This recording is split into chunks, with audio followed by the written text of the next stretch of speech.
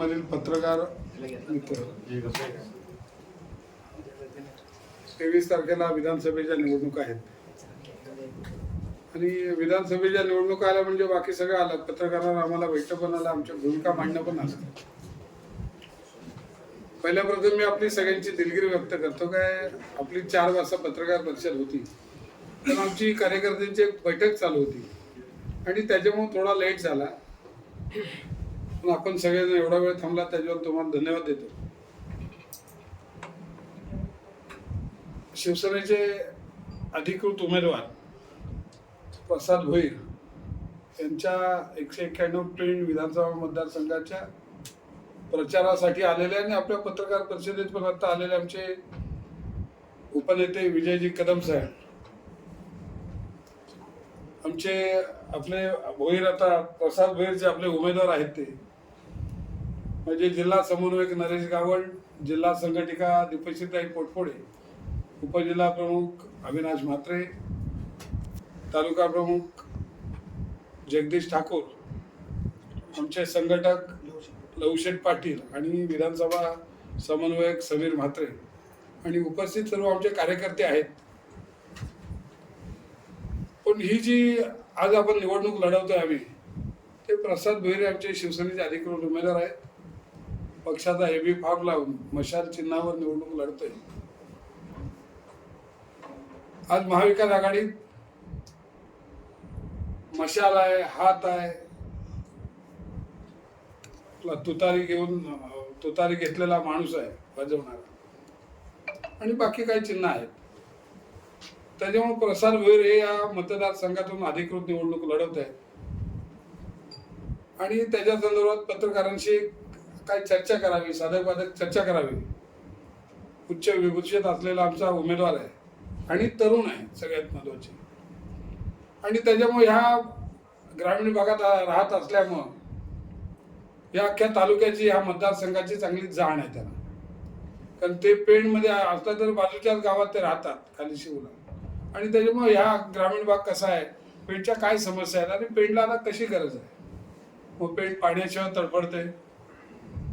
पेणला जी रस्त्यांची दुरावस्था आहे, आपण जर पेणचे सर्व्हिस रोड बघितले तर त्या सर्व्हिस रोडवरून आपण गाडी घेऊन जाऊ शकत नाही, अशी परिस्थिती आहे.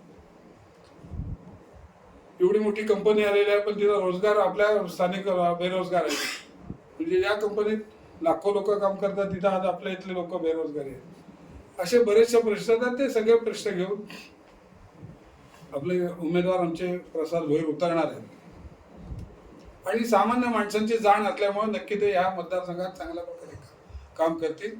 आणि त्याच्यामुळे लोकांना पण आज अशी जाण आहे का आज अख्ख्या ग्रामीण भागातून किंवा अख्ख्या ह्या तिन्ही तालुक्यातून, अलिबाग आपला पेण आहे, पाली सुधागड आहे किंवा रोहा तालुका आहे, त्याचा जो भाग आहे त्यातला सगळी तरुण आहे किंवा सर्वसामान्य जो शेतकरी वर्ग आहे तो त्यांच्या पाठीशी आता उभा राहताना दिसतोय. एवढं वर्ष, 50 वर्ष गेली, वेगवेगळ्या आमदारांनी इथं काम केलं. आता त्यांच्यावर टीका करण्यापेक्षा त्यांना जेवढं झेपलं त्यांनी केलं. पण हा मोठी झेप घेऊन आलेला आमचा उमेदवार आहे. त्याच्यामुळे लोकांना पण आज अशी जाण आहे का आज अख्ख्या ग्रामीण भागातून किंवा अख्ख्या ह्या तिन्ही तालुक्यातून, अलिबाग आपला पेण आहे, पाली सुधागड आहे किंवा रोहा तालुका आहे, त्याचा जो भाग आहे त्यातला सगळी तरुण आहे किंवा सर्वसामान्य जो शेतकरी वर्ग आहे तो त्यांच्या पाठीशी आता उभा राहताना दिसतोय. एवढं वर्ष, 50 वर्ष गेली, वेगवेगळ्या आमदारांनी इथं काम केलं.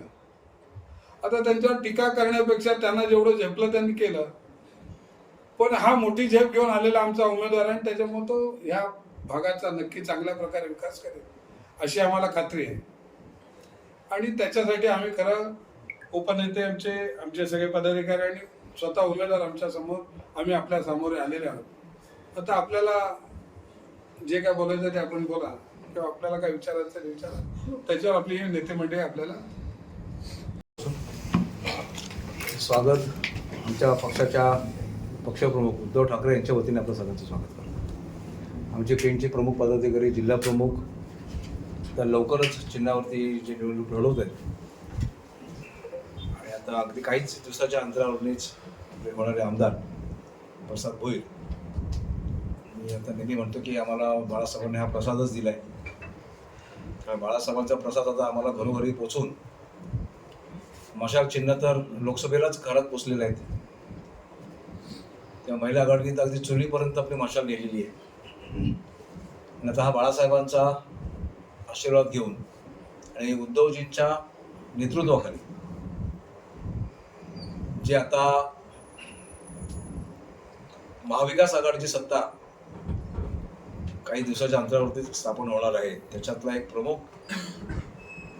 उद्धव साहेबांचा शिलेदार, उद्धव साहेबांच्या विचाराने प्रेरित झालेला, आपल्या पक्षात आपल्यासोबत येणारा शिवसैनिक अधिकृत एबी फॉर्म भरून जे आमच्या पक्षाचं अधिकृत चिन्ह मशाल आहे ते घेऊन त्या चिन्हावरती निवडणूक लढवण्यासाठी सिद्ध झालेला आहे.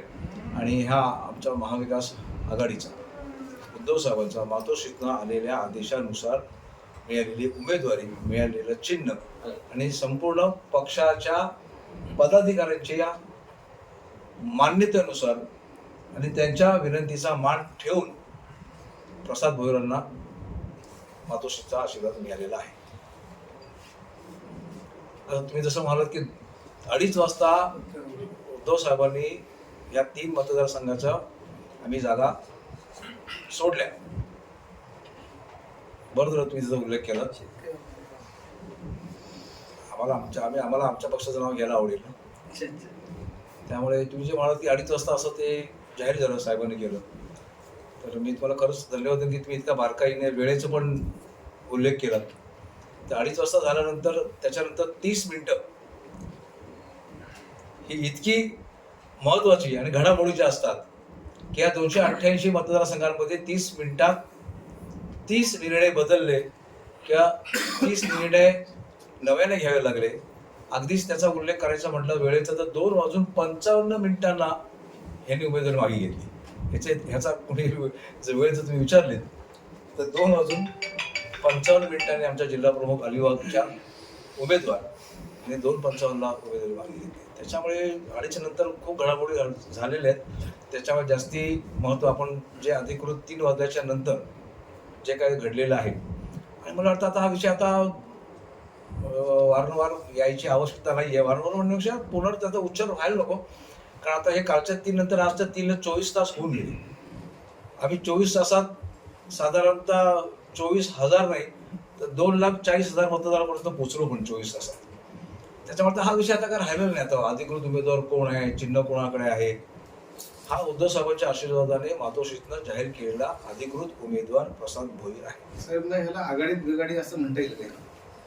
आता ह्या अलंकारित भाषा तुम्ही कशी वापरू शकता?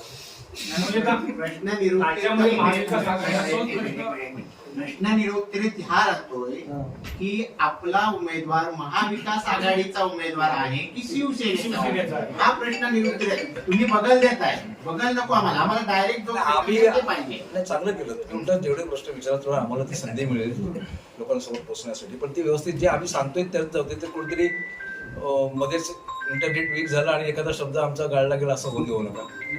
जे आम्ही म्हणतोय तसं ते खरं आणि सत्य परिस्थितीचं मी तुम्हाला सांगणार. एक जण आमच्या महत्वाच्या विष्णूभाईचा एक जर चालेल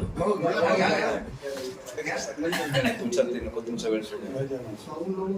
तर आमचे आता संपर्क प्रमुख विष्णूभाई त्यांचाच फोन होता, त्याचा जो आम्ही पक्षाचा चालू आहे. तर तुम्ही जे म्हणालात की 10 मिनिटात आपण म्हणालात की ही महाविकास आघाडीचा उमेदवार आहे की नाही, तर हा महाविकास आघाडीचाच उमेदवार आहे. कारण आम्ही त्याचं पुन्हा रिपीट करतो, प्रसाद भोईर हे महाविकास आघाडीचेच उमेदवार आहेत.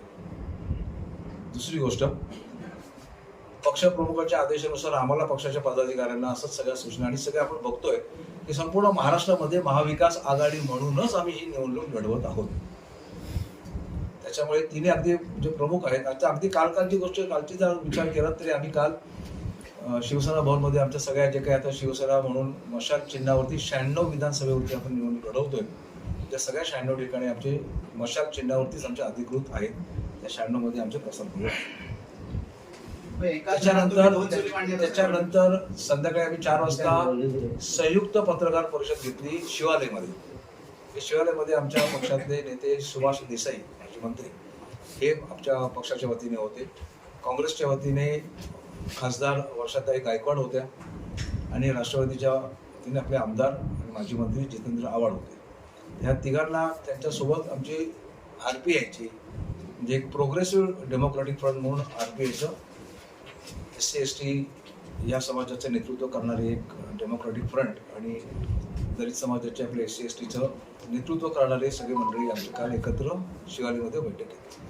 त्यामुळे आता ह्या तिन्ही महाविकास आपल्या जे महत्त्वाचे सगळेच जे घटक पक्ष आपले आहेत तर त्यांच्या माध्यमातून राज्यस्तरावरती आपापल्या जिल्ह्यामध्ये आणि विधानसभेमध्ये त्यांच्याकडनं सूचना येतील की आपला मी जसं म्हटलं की या मतदारसंघामध्ये लोकांच्या अनेक समस्या आहेत आणि त्यासोबतच जागतिकीकरण, आधुनिकीकरण किंवा जे डिजिटल वर्ल्ड म्हटलं जातं की यामुळे आज तरुणांचे अनेक आशा आकांक्षा बदललेल्या आहेत आणि या बदलत्या आशा आकांक्षांचं प्रतिनिधित्व करण्यासाठी या तरुणांना एक नवीन चेहरा हवाय. या मतदारसंघाला मुळात एक बदल हवाय. जसं तुम्ही म्हटलं की या मतदारसंघाचं अनेक वर्ष रविशेठ पाटील साहेबांनी प्रतिनिधित्व केलं. त्यांनी त्यांच्या पद्धतीने या मतदारसंघातील समस्या सोडवण्यासाठी देखील प्रयत्न केले. परंतु आज मुंबई जवळ असल्यामुळे किंवा अगदी हाकेच्या अंतरावर इथे आंतरराष्ट्रीय दर्जाचं विमानतळ विकसित झाल्यामुळे इथे विकासाचे अनेक दालने उघडणार आहेत, इथे विकासाच्या अनेक संधी उघडणार आहेत आणि मग अशा संधी ज्याला प्रशासकीय ज्ञान आहे, ज्याला कॉर्पोरेट क्षेत्रातलं ज्ञान आहे, अशी व्यक्ती या मतदारसंघाचं प्रतिनिधित्व करत असेल तर या अशा संधीचं सोनं करण्याची संधी या मतदारसंघाला प्राप्त होणार आहे. आणि आज जो मला वाढता पाठिंबा आहे विशेषतः तरुण मंडळींचा आहे की त्यांना इथे नुसता रोजगार नको आहे तर त्यांना दर्जात्मक रोजगार हवा आहे. आणि पेण मतदारसंघ हे असं क्षेत्र आहे की इथे दर्जात्मक ज्याला म्हणजे सेवा सुविधा किंवा म्हणजे ज्याला टर्शरी सेक्टर म्हटलं जातं की अशा प्रकारचे इंडस्ट्रीज इथे चांगल्या पद्धतीने विकसित होऊ शकतात. परंतु या मतदारसंघाला असा प्रतिनिधी पाहिजे की त्यासाठी डेडिकेटेड प्रयत्न करून त्या दिशेने आपल्या तरुणाईला व तरुणाईंची जी काही सकारात्मक ऊर्जा आहे ती त्या दिशेने घेऊन जाणारं प्रतिनिधी इथे पाहिजे. आणि म्हणूनच मी ही निवडणूक लढण्याचं ठरवलंय आणि त्या दृष्टीनेच मला तरुणाईचा वाढता पाठिंबा दिसून येतो. अजून एक मिनिट. स्वातंत्र्य मिळून 75 वर्षे उलटली तरी पण खारे पाट्याची पाण्याविषयीची पाटी कोरी आहे.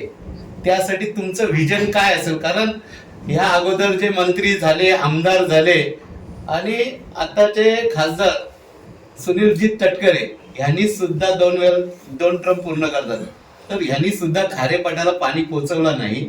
तर खारेपाट्याच्या पाण्याविषयी तुमचं व्हिजन काय असेल? पेण हे कोकणाचं एक समृद्ध भाग आहे.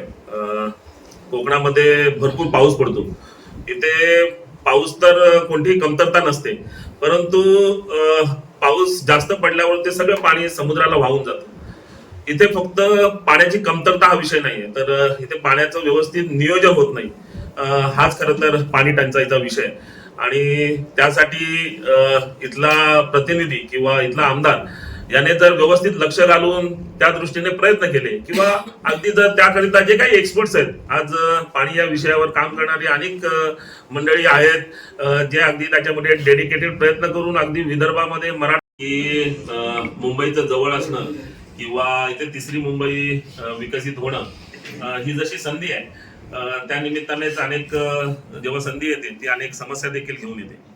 परंतु आपल्या सगळ्यांनाच कल्पना आहे की इथला शेतकरी लढवय्या आहे, इथला शेतकरी कायदे तज्ञ आहे आणि विशेषतः अन्यायाविरुद्ध लढून उठणारा इथला शेतकरी. कोणताही प्रकल्प शेतकऱ्याच्या माथी लादण्याचा किंवा माथी मारण्याचा प्रयत्न केला तरी इथला शेतकरी काय करू शकतो हा SEZ लाड्याने आपल्याला अगदी म्हणजे महाराष्ट्राला नव्हे तर पूर्ण भारताला धडा यात आपल्या खारेपाटाने घालून दिलेला आहे. त्याच्यामुळे मला तरी बिलकुल यामध्ये चिंता वाटत नाही की कोणीही कितीही प्रयत्न केलं आणि जर प्रकल्प लादण्याचा प्रयत्न केला तरी इथे तो यशस्वी होणार नाही. या बाबतीत माझी भूमिका स्वयंस्पष्ट आहे की इथला विकासाचा जो काही घटक आहे तो इथला भूमिपुत्र प्रथम असला पाहिजे आणि त्या संदर्भातली जी काही भूमिका आहे किंवा त्या संदर्भातली जी काही भूमिका ठरवण्याचा अधिकार हा सर्वस्वी आणि सर्वस्वी फक्त त्या शेतकऱ्याचा असला पाहिजे.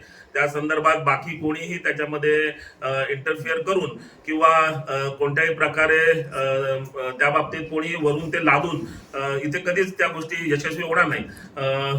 फक्त मी या बाबतीत विचार एवढाच करतो की कुठेतरी संतुलन साधणं हे गरजेचं आहे आणि इथला शेतकरी मात्र फार हुशार आहे आणि तो कधी विकासाला विरोध करत नाही, परंतु आपल्या माथी मारला गेलेला चुकीच्या पद्धतीने लादला गेलेला असा विकास मात्र की ज्यामध्ये भूमिपुत्रांचे कोणतेही हित साधले जात नाही किंवा भूमिपुत्रांच्या हिताआड असे प्रकल्प येतात, अशाच फक्त प्रकल्पांना इथला शेतकरी विरोध करत असतो. त्याच्यामुळे माझी तर स्पष्ट भूमिका राहील की जी शेतकऱ्यांची भूमिका असेल तीच इथला प्रतिनिधी म्हणून माझी भूमिका असेल. पेनची वाहतूक कोंडी आणि पार्किंगच्या बाबत आपलं काय नियोजन काय असेल? खरं तर पेणच्या वाहतूक कोंडीसाठी सगळ्यात महत्वाचं कारण म्हणजे इथला अरुंद रस्ते. इथे नियोजनाचा अभाव आहे. इथे विकास आराखडे जे बनवले जातात त्यामध्ये या गोष्टींना कुठे प्राधान्य दिलं जात नाही. दुसरं गोष्टी की अत्यंत डेलिकेट बॅलन्स इथे ठेवणं गरजेचं आहे. जे आपल्या स्थानिक भाजी विक्रेते असतात किंवा मच्छी विक्रेते असतात हे देखील तिथे रस्त्यावर बसून कुठेतरी म्हणजे आपला रोजीरोटी कमवण्याचा आपलं पोट भरण्याचा प्रयत्न करत असतात. इथल्या प्रशासनाने या दोन गोष्टीचं डेलिकेट बॅलन्स ठेवणं गरजेचं आहे.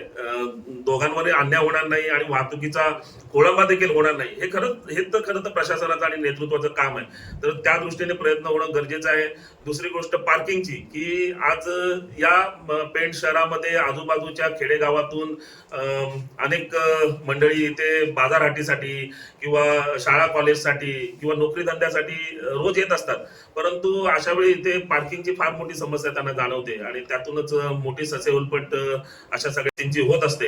इथे खरं तर अनेक जागांवर आरक्षण टाकलेलं आहे. पार्किंगसाठीचे वगैरे आरक्षण म्हणजे भूखंड आरक्षित आहेत, परंतु त्या दृष्टीने कुठेतरी व्हर्टिकल पार्किंग स्लॉट्स वगैरे सारख्या गोष्टींच्या माध्यमातून तिथे पार्किंगची व्यवस्था करता येऊ शकते आणि त्या दृष्टीने इथे प्रयत्न होणं गरजेचं आहे. मुख्यतः ज्या ठिकाणी बस स्थानक असतं किंवा मुख्य बाजारपेठ असते त्याच्या आजूबाजूलाच पार्किंगची व्यवस्था करणं हे तिथल्या शहर नियोजनाचाच भाग असतो आणि निश्चित या पार्किंग समस्येवर या व्हर्टिकल जे पार्किंग स्लॉटच्या माध्यमातून नियोजन करायला मला आवडेल. भूमिगत वीज वाहिनीचा जो मागे काहीतरी बरेच निधी आली होती ती वाया गेलेली आहे, तर त्याबाबत आपण पुढे काय करायचं? आज खरं तर केंद्र शासनाचे राज्य शासनाचे अगदी ग्रामीण भागातही भूमिगत वीज वाहिन्या असल्या पाहिजेत आणि विशेषतः कोकणामध्ये की जिथे नेहमीच पाऊस असतो, मुसळधार पाऊस पडतो, अगदी वारा जोराने वाहत असतो, वादळाची परिस्थिती असते आणि त्याच्यामुळे नेहमीच वीज खंडित होण्याचे समस्या इथे जाणवत असते आणि मोठ्या प्रमाणामध्ये इथे उद्योगीकरण देखील आहे, त्यावर देखील त्याचा परिणाम होत असतो. त्यामुळे भूमिगत वीज वाहिन्या असणं ही तर काळाची गरजच आहे, परंतु पेणमध्ये अगदी गेले 15 वर्ष आपण ऐकतोय की वीज वाहिन्या इथे भूमिगत होणार आहेत, परंतु कुठेतरी कामं चाललेली आहेत, कुठे कोणत्याही पद्धतीने नियोजन चालू नाहीये. रस्ते खोदले जातात, परत रस्ते बनवले जातात, ते खोदून परत नव्याने बनवले जातात, असा नियोजनाचा अभाव इथे आढळून येतो. खरं तर यासाठी इथे एका सक्षम नेतृत्वाची गरज आहे की प्रत्येक गोष्ट नियोजनाच्या माध्यमातून कशी साध्य केली जाईल यावर बारकाईने लक्ष देणारं नेतृत्व या मतदारसंघाला हवं.